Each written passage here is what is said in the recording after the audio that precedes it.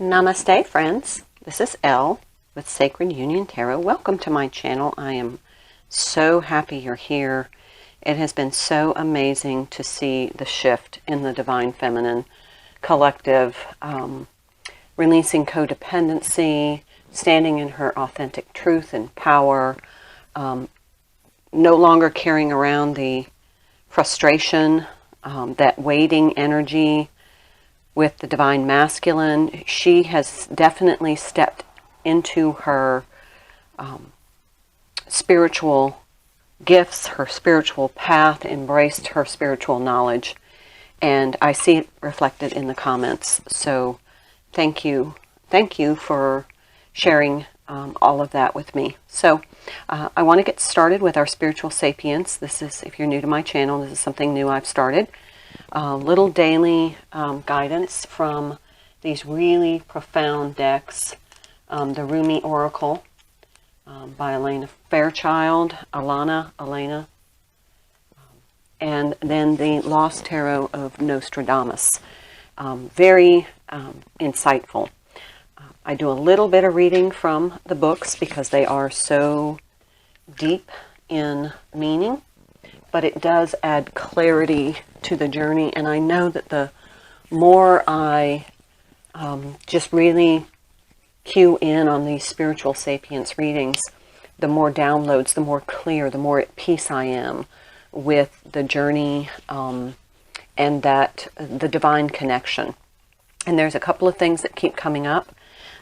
Divine grace, be in your divine grace, feminines, and divine significance. Remember the divine significance of this connection. This is not about a, coffee house romance kind of thing. It is so powerful and so infinite. And during my meditation, I keep getting the enormity, the expansion of this connection. How it's limitless, and we try to shove it into a box of our 3D understanding of relationships, and it doesn't fit, and then we get frustrated because we have a set of expectations that it's going to fit in this box, and it doesn't. So let's see what spiritual wisdom that we have today coming out that will help us along, deepen our understanding along this journey. Let love transform. This is a number 14 card, which is in numerology, and number 5, which is change, transformation. It looks like a very rugged kind of landscape. So let's just see. When I read, I just pull out things that jump out at me as part of the message. This has a cute little poem, so let's read from Rumi. The spring of love arrives to transform the dust into a garden. The call is heard from the heavens to bid the wings of soul to fly. The sea becomes filled with pearls. The dry land receives the water of life. The stone becomes a ruby, and the body becomes all soul.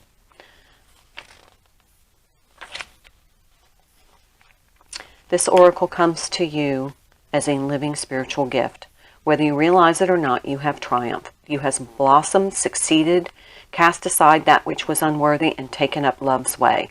How much delight there is from all those that walk the way of love, of life, to find another precious companion in their midst. You are welcomed into this world where love finds a way. There is nothing impossible for love. It is not bound by the mind. Because of this, all manner of miraculous grace works through it, endless creative variety. The great beloved is a show-off, creating with such genius as to be breathtaking. Detach yourselves from the expectation of timing. The harvest will be at a best time when the ripeness is just right.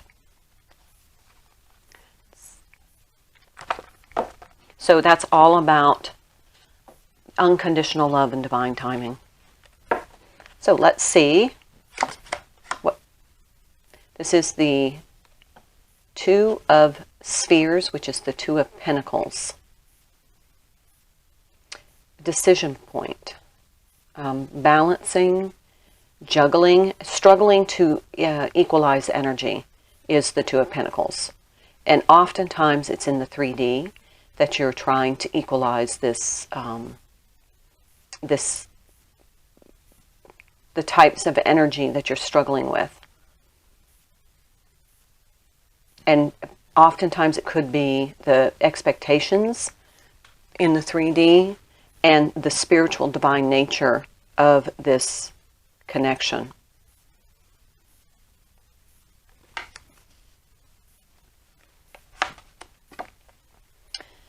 The Hermit, a number 9 card. The Hermit is somebody who is definitely in tune with their spiritual gifts. Oftentimes we see the Hermit as somebody who is reflective and kind of taking a time out, but it's also somebody deeply connected, going within to tune in to their divine connection, not only with their counterpart, but with the divine itself.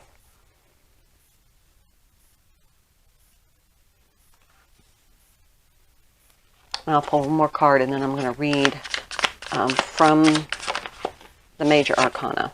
Okay, this is the Eight of Spheres. This is somebody who is working, and I don't know if you can see the sacred geometry in these two cards,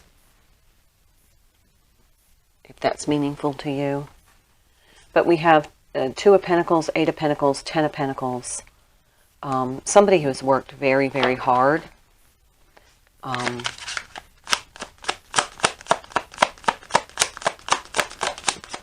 Take the last card.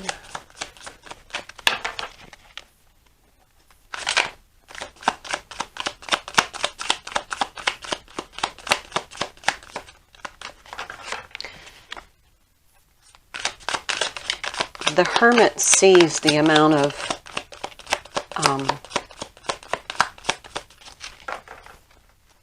the Hermit has stepped away from the 3D realm. And he's observing. He's observing the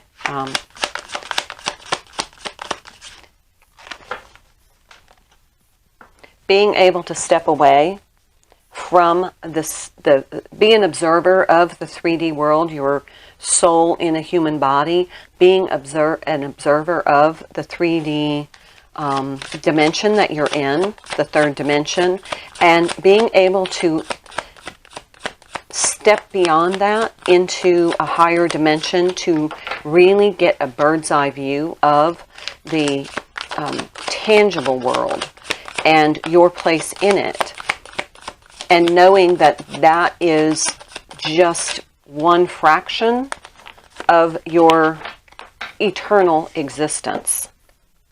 And the Moon. Number 18. So let's read about the Hermit, the major arcanas.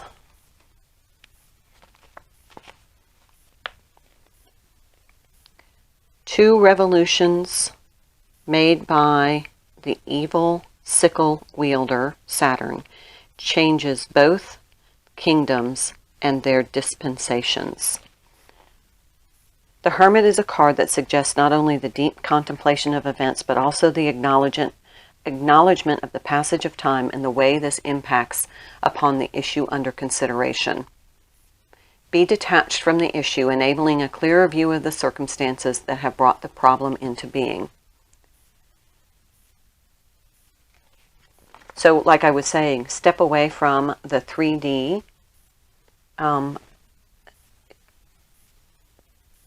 kind of the significance that we place on the 3D. Step away from that right now and look at it from a spiritual sense, an eternal sense, and see if that changes your perspective. And let's try the Moon.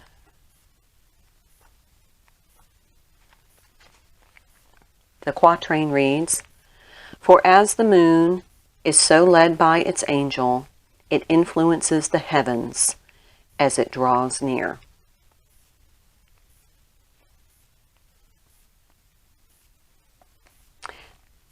This is about the rise and fall and the sweep of human affairs. It represents synchronicity, the way that seemingly unconnected events come together and are shown to influence each other. The ability to see things is all part of the lunar character, often indicating a psychic ability. The abilities should always be treated with caution, as they can give rise to other major aspects of this card, which could be uncertainty, delusional, or even deception. Other people with psychic gifts should be treated with suspicion, merely that the visions that we receive by this... this doesn't mean, of course, that other people with psychic gifts should be treated with suspicion. Merely that the visions we receive by this means need to be filtered and balanced by careful consideration. Okay, so our message today is... this is a divine journey about unconditional love and the transformation of our spiritual selves from the focus on the 3D to our more spiritual, eternal connection with everything. Not to mention our divine beloved counterparts. And that we need to step away from our kind of toiling in the 3D matrix in order to get a bigger perspective, so that we can balance this energies between our 3D existence as well as the spiritual nature of who we truly are as beings, as divine beings. And that we have this ability, between this Hermit and the Moon, we have the ability to know our divine selves on a different level, but we have to release ourselves from this 3D existence in perception. So we are here in human bodies and we have this earthly experience, but that we can choose not to make that the only focus, that we can choose to really connect with our divine selves and work toward unconditional love in our ascension. And in that journey, we are transformed. So I'm going to leave it there. Namaste.